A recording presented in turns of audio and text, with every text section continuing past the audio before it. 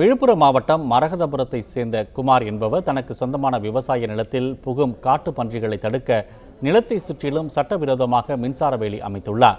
இந்நிலையில் அருகாமையில் உள்ள கண்டம்பாக்கத்தை சேர்ந்த விவசாயிகள் வேலாயுதம் மற்றும் மகாதேவன் நேற்றிரவு அந்த விவசாய நிலம் வழியாக சென்றுள்ளனர்.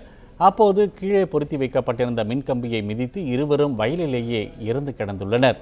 இதை கண்ட குமார் இருவரது உடலையும் அப்புறப்படுத்தி மின் மோட்டாரில் குளித்த போது மின்சாரம் தாக்கி உயிரிழந்ததாக ஊர் மக்களிடம் தெரிவித்துள்ளார்.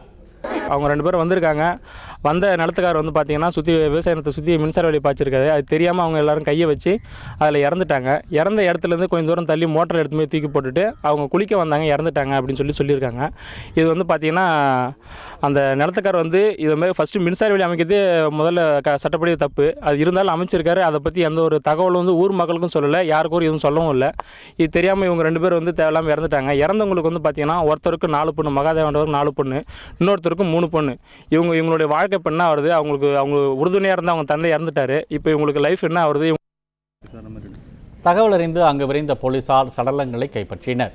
இது குறித்து வழக்கு பதிவு செய்து நிலத்தின் உரிமையாளர் குமாரை போலீசார் கைது செய்தனர்.